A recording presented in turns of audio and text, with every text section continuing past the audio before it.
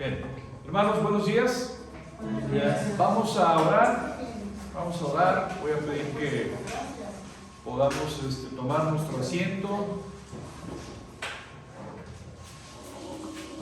y poder orar para encomendarnos al Señor. Bendito Padre Celestial, te damos muchas gracias, Señor, por la oportunidad que nos das de poder estar aquí reunidos, Señor. Gracias, Padre. Minutos antes de llegar, venía meditando, Señor, en tu omnipotencia y en lo débil y en lo frágil que somos nosotros. Te damos las gracias, Señor, por lo bueno y por lo no tan bueno. Queremos confiar en ti, Señor. Queremos descansar en ti. No queremos abrumarnos como Marta, Señor. Queremos descansar en ti, Señor, en tu soberanía, en tu omnipotencia. Tú sabes, Señor, por qué pasan las cosas. Y, Señor, queremos honrarte, queremos andar por fe. Queremos, en verdad, Señor, echar toda nuestra ansiedad sobre ti. Tú sabes, Señor, el evento que tenemos. Te rogamos, Padre, que nos ayudes, que nos devuelva la luz, que pueda restablecerse la luz pronto, Señor. Gracias, Padre, por todo. Te rogamos, Señor, que ayúdanos a confiar en tu omnipotencia, no a nuestras fuerzas, aunque sabemos que debemos de esforzarnos. Señor, ayúdanos en todo lo que vayamos a hacer, que todo, Señor, sea para honrarte y glorificarte. Ayúdanos, Señor, danos tranquilidad, paz en nuestras mentes, en nuestros corazones, y lo que podemos hacer, Señor, es gozarnos en ti, Señor. Gracias, Padre, en Cristo Jesús. Amén. Amén. Bien, vamos a la pregunta número 28, hermanos. Pregunta número 28, vamos relacionada con la pregunta 27 que vemos acerca de la providencia de Dios. Y esto es algo, hermanos, que vamos a poder estar estudiando durante varios domingos acerca de la providencia. Y la pregunta 28 nos dice: ¿qué utilidad tiene para nosotros este conocimiento de la creación y de la providencia divina? Creo que es una pregunta muy importante. ¿Qué tiene que ver? ¿Qué utilidad? ¿Sí?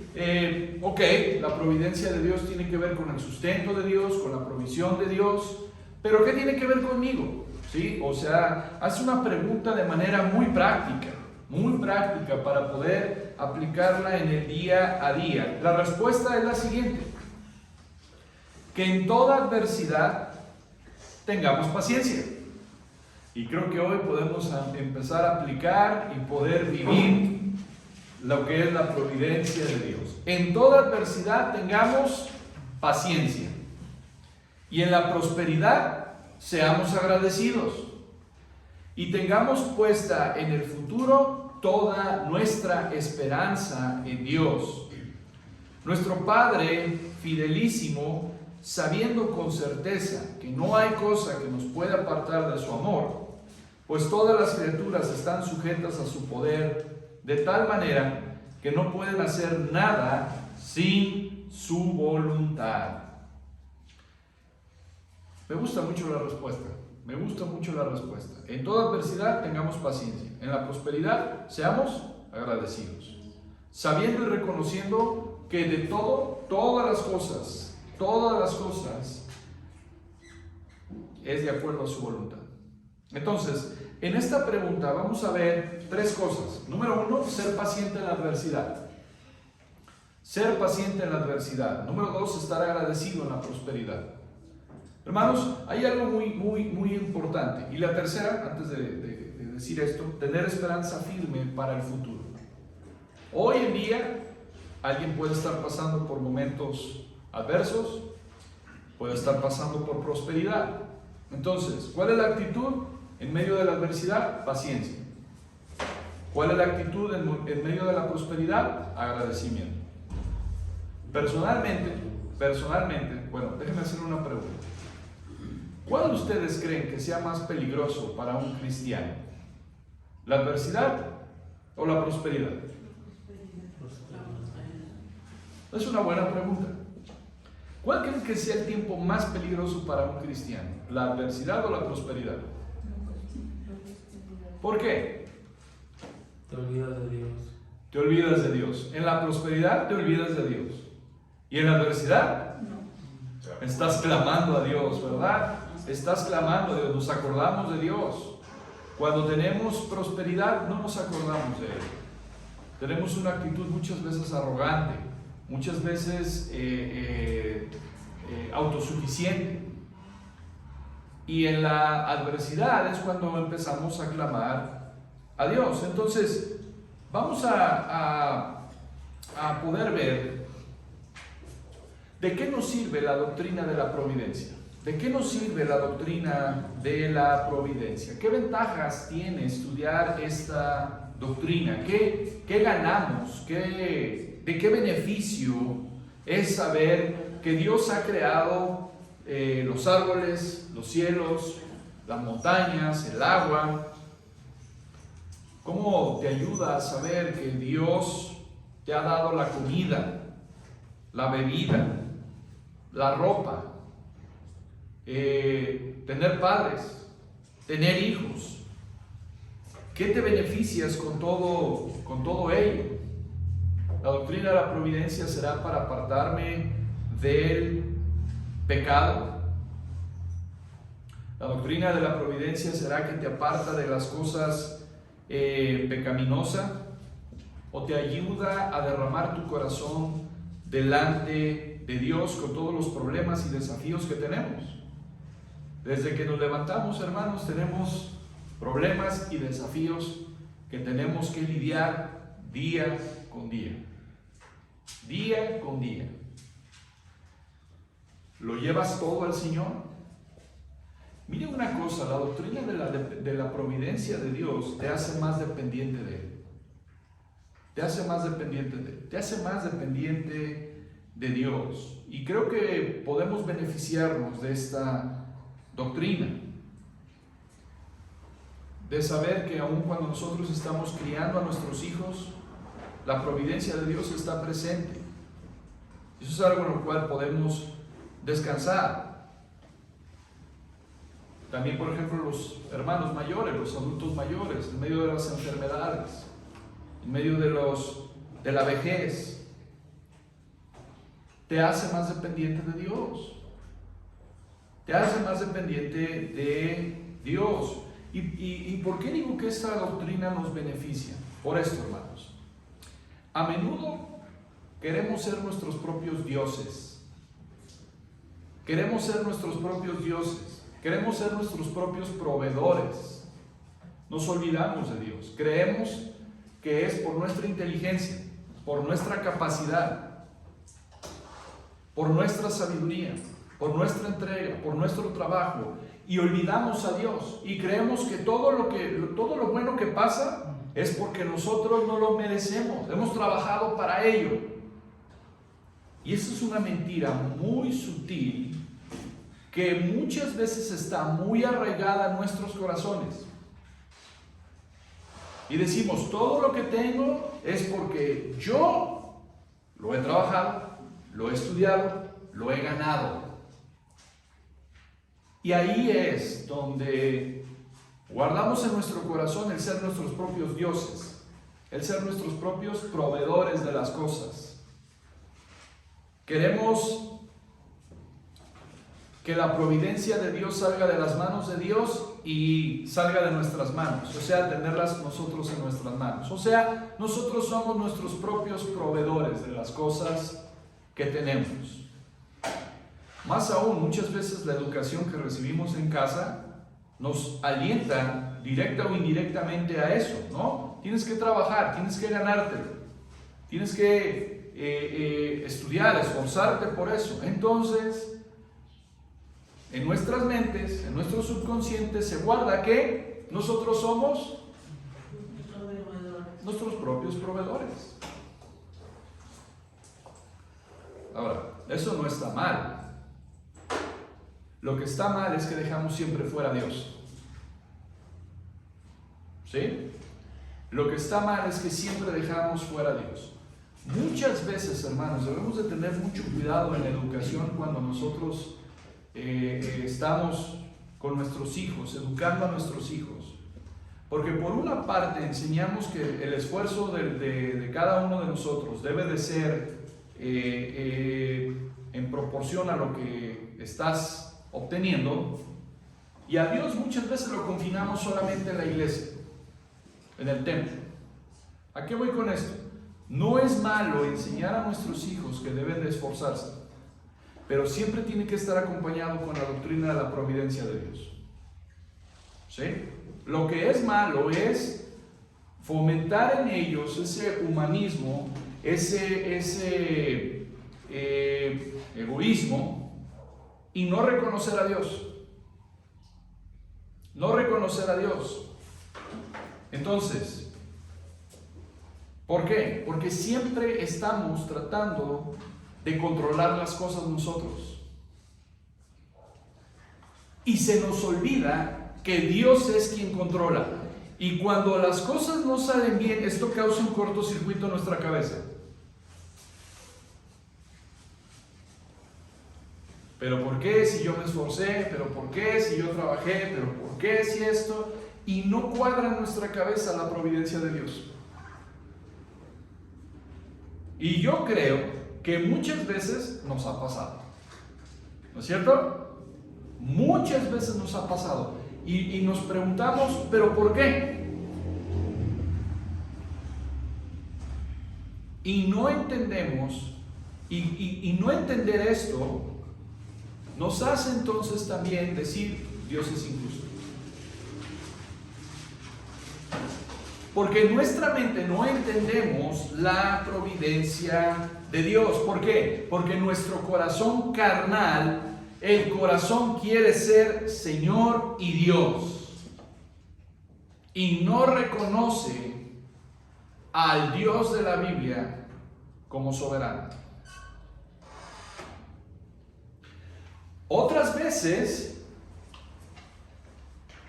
reconocemos a Dios en ciertas áreas, pero en otras áreas no queremos que el Señor gobierne.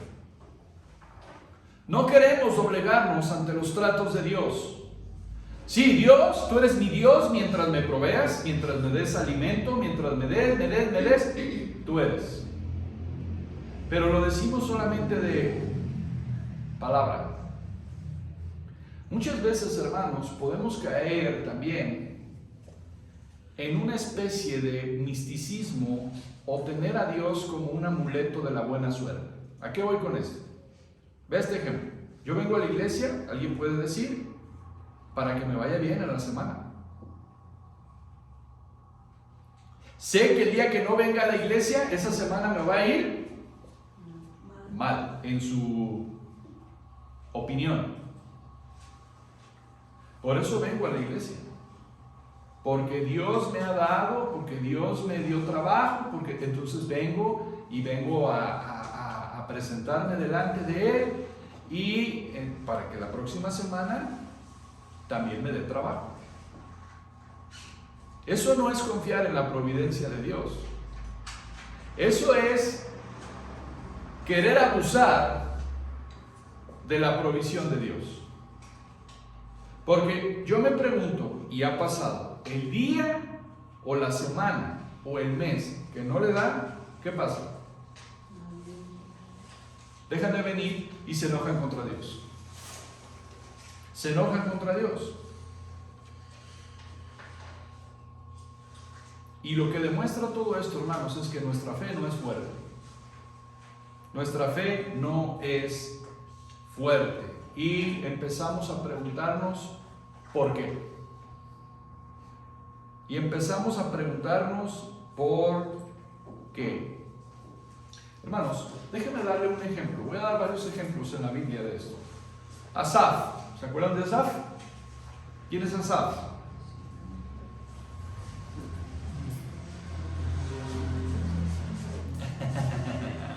Tiene que ver con lo de la alabanza, ¿no? Ajá, el que escribió el Salmo 73. Sí. ¿Se acuerdan? ¿Han leído el Salmo 73? Si no lo han leído, les voy a dejar de tarea que lea el Salmo 73. Asaf, hermanos, realmente no se benefició de la doctrina de la providencia de Dios, al menos no en los primeros 15 versículos de su Salmo 73.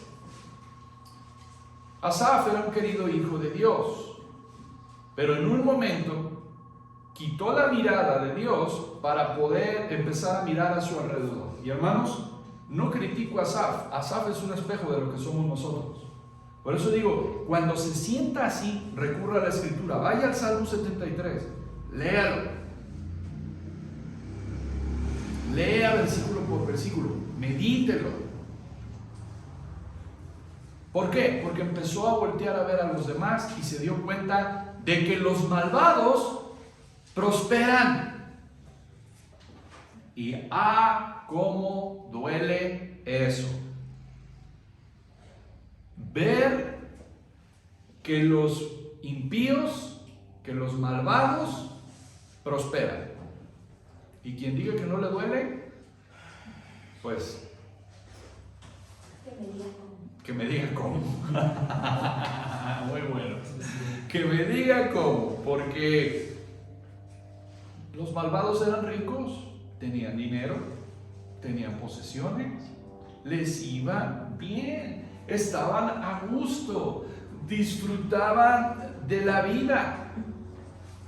Se mira a sí mismo y dice: yo no soy como ellos, yo aquí estoy y me va mal. Por eso el Salmo 73 es un salmo digno de leer, volver a leer, estudiar. Porque se vio a sí mismo, vio sus problemas, vio sus aflicciones, vio sus carencias y empezó a rebelarse contra la providencia de Dios. ¿Cuál era el problema de Asaf? Es una pregunta, hermanos. ¿Cuál era el problema de Asaf? ¿Sus problemas? No, que estaba cegado, no, el Señor todavía no le había dado el entendimiento, porque ahí dice que hasta que no entró al santuario, él comprendió, vio el destino de ellos.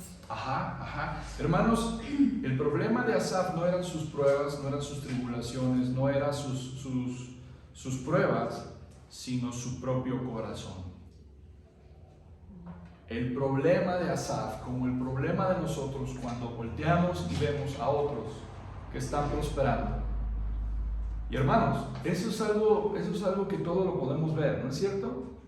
Cuando volteas y dices: no es que me sienta mejor que nadie, no es que me sienta, pero veo su vida, veo quién es y le va bien. Hermanos, eso causa amargura. Y cuando eso pasa, hermanos, el problema no es esa persona, el problema eres tu corazón. Es tu corazón, es tu propio corazón. ¿Cuál era el problema de Asaf? Que no se inclinaba bajo la providencia de Dios. Y eso, hermanos, lo experimenta uno en su propia carne. Lo experimenta uno en su propia carne.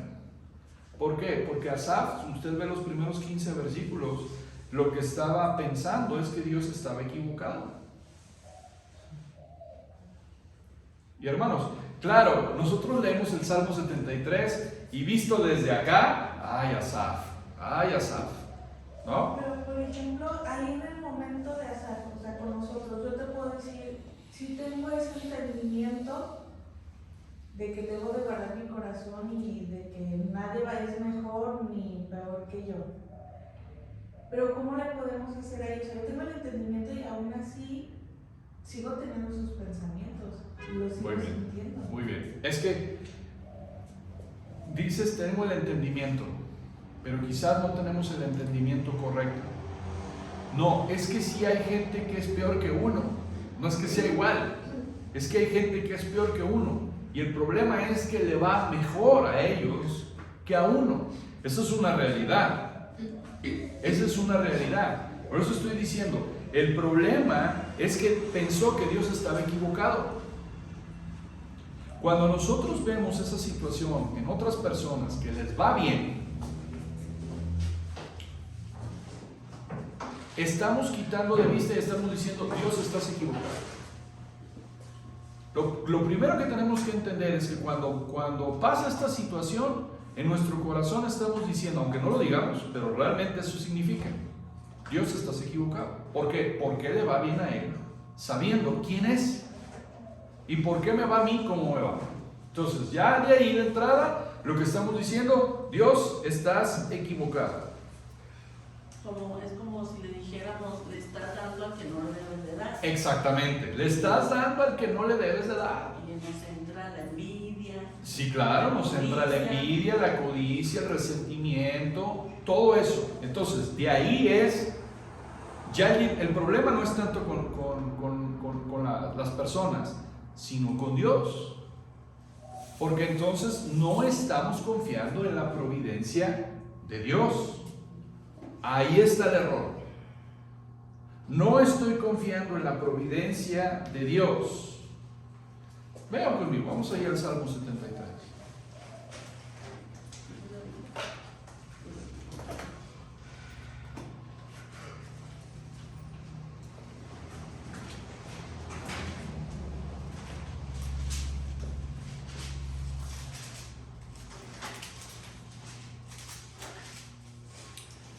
Salmo 73. Léalo en su casa, son 28 versículos. Como le digo, si lo puede leer un día durante esta semana, creo que va a ser de mucha bendición. Versículo 16 dice: cuando pensé para saber esto, fue duro trabajo para mí, hasta que entrando en el santuario de Dios comprendí el fin de ellos. Él vio el final de esa vida fácil, de esa vida que tienen ellos, de esa vida que tienen en abundancia.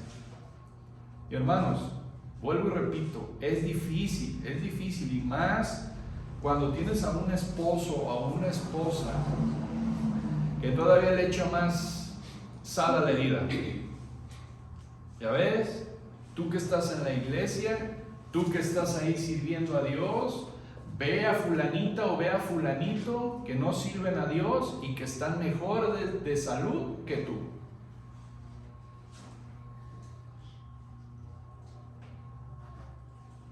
¿Saben que eso pasó aquí en la iglesia con un matrimonio? Donde el esposo le decía eso a la esposa y eso causaba una consternación.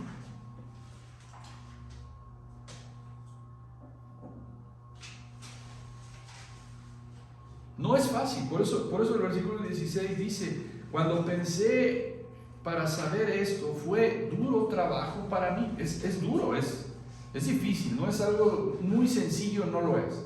Es un trabajo muy difícil. Sí. Pero bueno, ahí es también porque muchas veces nos engaña nuestra mirada. Porque, digo, sí, hay veces que les va mejor, pero nada más estamos viendo lo que les va mejor. Porque tampoco quiere decir que a todos los que no son creyentes les va bien. O sea, también tienen momentos de aflicción, pero no los vemos. Sí, claro, sí, no los vemos, ¿no? Vemos solamente lo que nos conviene ver muchas veces, ¿no? No vemos eso, pero aún aunque veamos eso, no es suficiente como para poder entender, porque realmente nuestra mirada debe estar puesta en el Señor, no en las personas. Y es difícil, hermano, yo sé que es difícil, pero hermanos, esto es parte de lo que es la enseñanza o la predicación experimental o experiencial. La predicación experiencial, hermanos, no es solamente decirnos lo que somos, sino también lo que debemos de ser. No solamente decirnos lo que somos, sino lo que debemos de ser, lo que aspiramos a ser. Y viene una lucha, hermanos, es una lucha tremenda. Es una lucha y no es luchitas así como la ve uno en la tele. Hermanos, es una lucha encarnizada. ¿Sabe de lo que estoy hablando? ¿Lo ha experimentado? Es una lucha, hermanos, que dura días, meses, años. No es solamente algo temporal, como que se va y luego regresa, y cuando se va y regresa más fuerte. Es algo con lo que tenemos que estar luchando. Por eso vuelvo y repito, hermanos, otra vez, la palabra de Dios es la que nos da consuelo. ¿Quién es Dios? Los atributos de Dios, pensar en Dios. Hermano, cuando dice ahí, hasta que entré en el santuario de Dios, hasta que entré ¿dónde? En la casa de Dios, hasta que medité en Dios, hasta que pensé, hasta que en verdad confesé mi rebelión de la providencia de Dios y dije, tú eres, Señor, tú eres. Es la palabra de Dios. Según de Timoteo 3:16, ¿qué dice? Toda la escritura es inspirada por Dios y es útil ¿para qué? Para enseñar, para redarguir, para corregir, para instruir en justicia, a fin de que el hombre de Dios sea preparado para toda buena. Es la palabra de Dios. Es la palabra de Dios, es la Biblia. De ahí es donde nosotros obtenemos nuestro consuelo. Cuando otra vez nosotros estemos viendo a otras personas que les va bien, que están prosperando, nuestra mirada debe estar en el Señor.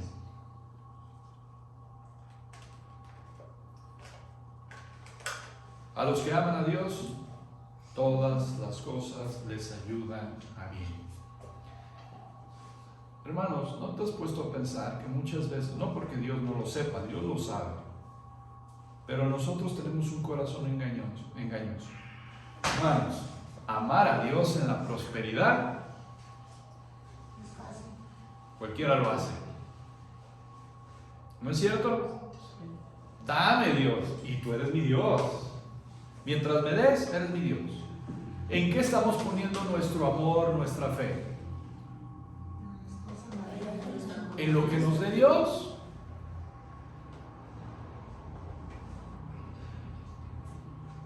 Pero el verdadero amor hacia Dios es, ¿y si no te doy las cosas, me vas a seguir amando?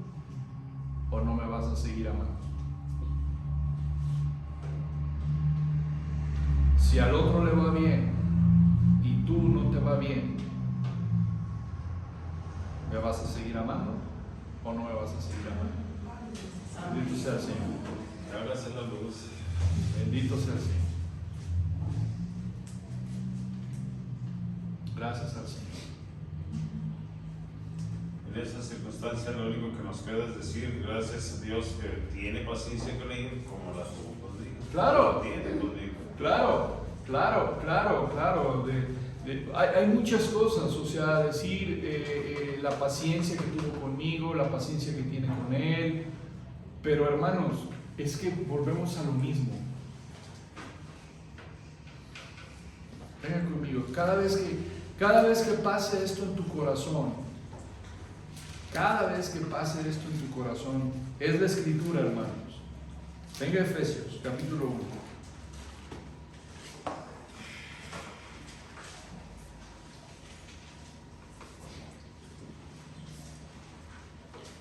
Efesios capítulo 1, versículo 3.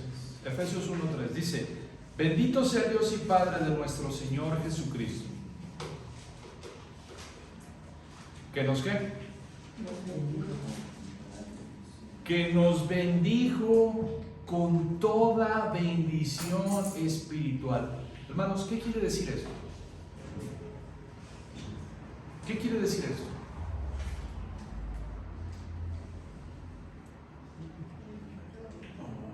Pues que ha tenido cuidado al 100 de nosotros y sus bendiciones son ayer, hoy y siempre. ¿Qué más? Sobre todo por el tema que estamos tratando de la providencia de Dios. Que no necesariamente nos va a tener aquí, sino que lo que Él nos ha provisto ya está, y es espiritual, y es en la vida eterna, o sea, tanto aquí como allá, pero es espiritual. O sea, realmente Él no promete darnos prosperidad material y casa y todo lo que tú quieras, sino que Él promete prosperidad, pero espiritual, y eso se desarrolla pues, con la oración. Ok. Hermanos, este versículo es digno de meditar muy profundamente. Dice que nos bendijo con toda bendición espiritual. No dice que nos va a bendecir, no dice que nos está bendiciendo. Dijo que ya nos bendijo, tiempo pasado. Ya no hay más bendición que dar. Alguien puede decir, no, medita en las bendiciones de Dios. Ahora, dice que nos bendijo con toda bendición espiritual. Este versículo es muy grande, muy profundo. ¿Cuáles son parte de las bendiciones espirituales que ya nos dio Dios? Meditemos. ¿Cuáles son? Pues es su palabra, son como cuando nos vienen esos pensamientos, pues leer su palabra, eso es una bendición, porque esto nos alienta, nos ayuda, ¿verdad? Cuando nos vienen sus malos pensamientos, vamos a la palabra y Él nos consuela por medio de sus promesas. Muy bien. Romanos 8:29 dice, a los que Él llamó, ¿también qué? Los predestinó. A ver, eso quiere decir, yo tengo la bendición de haber sido llamado, ¿desde cuándo? Desde la eternidad pasada. A los que antes llamó, también los que yo estoy predestinado. Ajá. O sea, empieza a meditar en estas cosas. No medites en el dinero, no medites en eso. Medita en esas bendiciones espirituales. Ahora, Perla acaba de decir eso. ¿Qué fue lo que dijiste? Dice que no nos va a dar ¿qué? ¿Casa o algo así? O sea, que la bendición no tiene tanto que ver con lo material. Con lo material, muy bien. Sino Muy bien. la salvación. Sí y no. Sí y no. Por eso. Y ahora vamos por eso digo, esto es muy profundo, solamente estoy mencionando unas. Haga un estudio de todas las bendiciones espirituales. Vengan conmigo a Romanos capítulo 8, versículo 14. Gracias, Dani. Porque todos los que son guiados por el Espíritu de Dios, estos son hijos de Dios. Pues no haber recibido el espíritu de esclavitud para estar otra vez en temor, sino que haber recibido el espíritu de adopción por el cual clamamos, Abba Padre. Hermanos, soy hijo de Dios.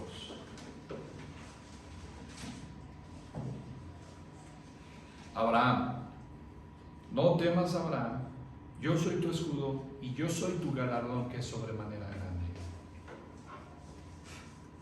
Medite en quién es Dios. Usted es hijo de Dios. Y la palabra de Dios dice que los hijos no atesoran para los padres, sino los padres para... Eso quiere decir que si Dios es mi Padre, entonces también Él va a ¿qué? A proveer para mis necesidades, no solo espirituales, sino también físicas.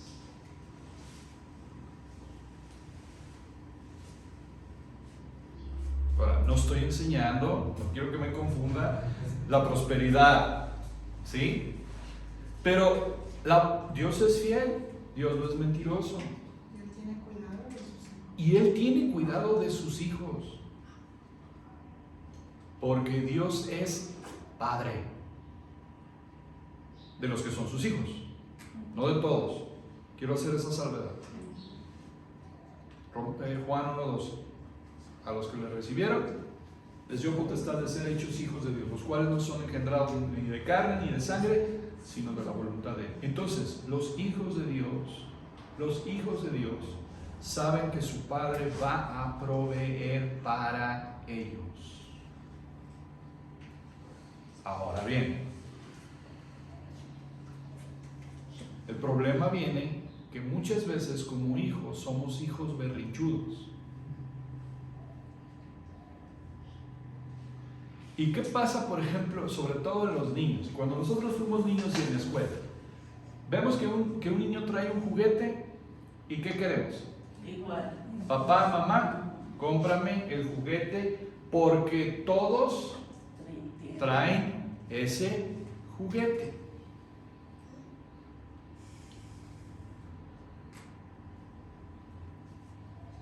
Una cosa es que Dios va a proveer y otra cosa es berrinche.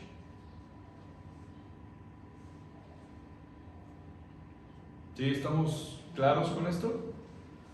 Además, Él nos va a dar lo que Él sabe que necesitamos. Claro, Él nos va a dar lo que necesitamos. Él es nuestro Padre y como Padre es un Padre responsable. Pues también como hijos tenemos que ocuparnos, ¿no? Sí. O sea, el Padre atesora para nosotros y nos provee, pero pues también no me voy a sentar a esperar a que... No estoy mencionando eso. Más bien lo que yo estoy mencionando es la provisión de Dios. Ahora, déjeme darle un ejemplo de esto. Si bien, por ejemplo, Dios como Padre mantuvo al pueblo de Israel durante 40 años y le dio de comer, pero no comían caviar, ¿verdad? No comían caviar, no comían comidas como las que tenían en Egipto, el ajo, el puerro y las ollas llenas de carne. Pero 40 años los mantuvo el Señor. Comieron pan de nobles, el maná. El problema es que como hijos berrinchudos dijeron, ya estamos hartos de este maná, de lo mismo. Entonces, su calzado pues nunca se desgastó, pero pues no tenían botas ni tenis de marca. No existían las sandalias. No existían las sandalias como las de Luis, Ni unas Diferentes cada día. ni unas diferentes cada día. Esos duran 10 años. Entonces, bueno, pues ahí duran 40 años. Su sandalia nunca se desgastó. Pero hermanos, ¿usted puede ver que Dios fue un mal padre con ellos? Si eso hizo con ellos, ahora imagínense con nosotros.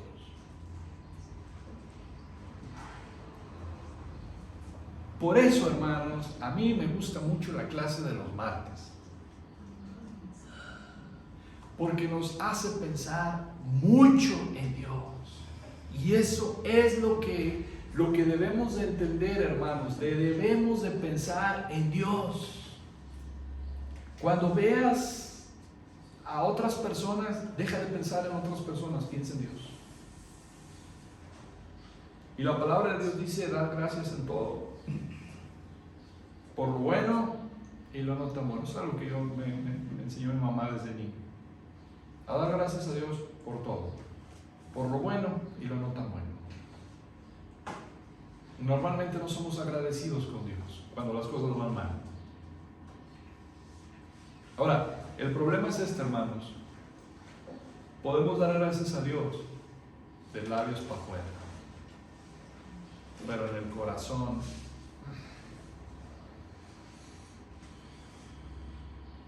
y yo sé, hermanos, por eso digo, la palabra de Dios es porque todos pasamos por situaciones. Esta clase me cae a mí como anillo al dedo. Me cae a mí como anillo al dedo. Meditar en Dios.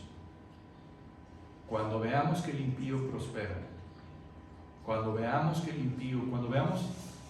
injusticias, vayamos a Dios.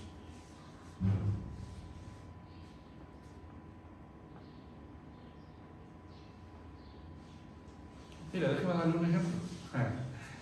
Lo estamos viviendo. Hace media hora no había luz. Y yo sé que viene a nuestra mente, pero ¿por qué, Señor? Si queremos servirte, si queremos glorificarte, si me esforcé, si trabajamos, ¿por qué pasa esto? Yo luego pensé, ¿qué vamos a hacer en la tarde? Pero no pensamos en Dios. Gracias, Señor. Tú vas a hacer, yo la verdad confío en el Señor. Tú vas a hacer, Señor. Y si no, pues no, o sea, pues ¿qué hacemos? Pero el Señor, te damos gracias por eso. Entonces, vea una cosa, hermano, por eso creo que todo lo que ha pasado nos cae como anillo al dedo, porque esto es parte de, esto es vivir el cristianismo, esto es experiencial, no es una doctrina solamente aprendida en la mente, esto es vivirlo.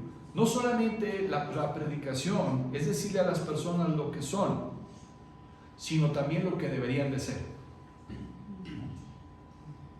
lo que debemos de ser. Es decirle al Hijo de Dios lo que debe de ser. Cuando un Hijo de Dios, hermanos, escucha lo que debe de ser, ¿qué provoca en nosotros? No solamente te digo lo que eres, sino lo que debes de ser. ¿Qué provoca en nosotros? Responsabilidad. Señor, hazme lo que debo de ser. Yo no, en verdad, no soy lo que quiero ser, no soy lo que debo de ser, pero por la gracia de Dios ya no soy lo que era antes. Sí, ya no soy lo que era antes, pero también aspiro a ser lo que Dios quiere que yo sea. Y Señor, clamo a ti. Eso es la doctrina de la providencia. Clamo a ti. Ayúdame a ser lo que tú quieres que yo sea. Paciente. Paciente en la adversidad. Agradecido en la prosperidad. Y que todas las cosas que pasen conmigo en esta semana, tener una firme fe en ti, que eres mi Padre Celestial, para que nada me separe del amor tuyo. Esa es la respuesta que nosotros debemos de dar a Dios. Poner nuestra mirada en Dios.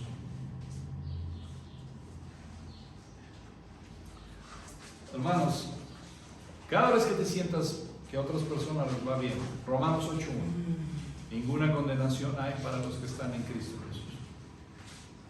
¿Cuánto atesoras, hermanos? ¿Cuánto atesoras que ya no estés bajo la santa, furiosa, impetuosa ira de Dios? Señor, si ya no me das nada en la vida, con esto, ya no estoy bajo la ira tuya. Pero como decía mi papá, ¿verdad? Cuando fue a la primera vez a una iglesia cristiana, o varias veces que fue a la iglesia cristiana, decía, aquí está todo muy bien, aquí adentro está todo muy bien, el problema va a ser allá afuera.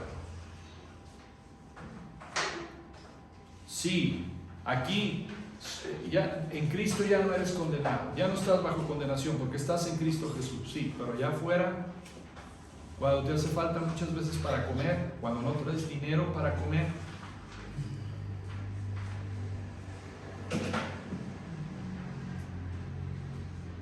Señor, pues no traigo dinero para comer, pero tú eres mi Padre. Y la palabra de Dios dice que no ha habido justo que mendigue pan. Entonces, es confiar en las promesas de Dios. Es confiar en las promesas de Dios, hermanos. Se dice fácil. Pero solamente el que ha pasado por problemas así, por situaciones así, dice, es confiar en Dios. es confiar en Dios. ¿O qué más le puedo decir? ¿Que reniegue y que haga berrinche contra Dios? ¿Que se comporte como niño berrinchudo? No. No. Señor, si tú estás permitiendo que yo esté pasando esta situación, es con un propósito. Eso es lo que es la predicación expositiva. Eso es lo que es la predicación experiencial. Me dices lo que soy, sí, pero también me dices lo que debo de ser. Y debe de provocar en nuestro corazón decir, a eso aspiro, eso quiero, Señor, eso dame, eso dame.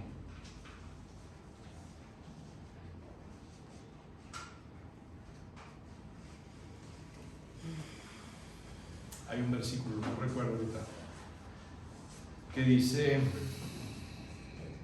no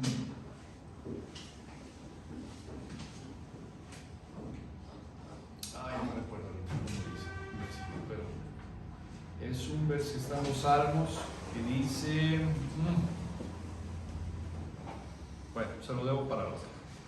Vamos a orar, hermanos, ya nos comió el tiempo, vamos a orar para terminar nuestra clase. Padre, te damos gracias, Señor, muchas gracias, Padre, porque tú oyes nuestra oración y porque tú permites que todo esto pase, Señor, para poner nuestra mirada en ti, Señor, nuestra confianza y nuestra fe en ti. Gracias, Señor.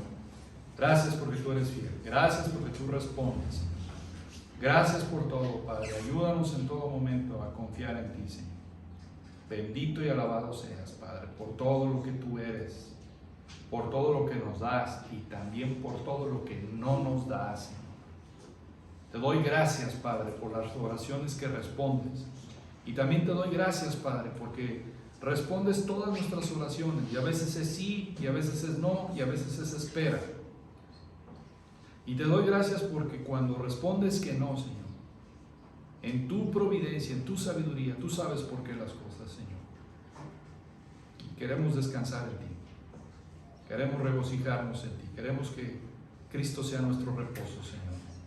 Gracias, Padre, por todo. En Cristo Jesús. Amén.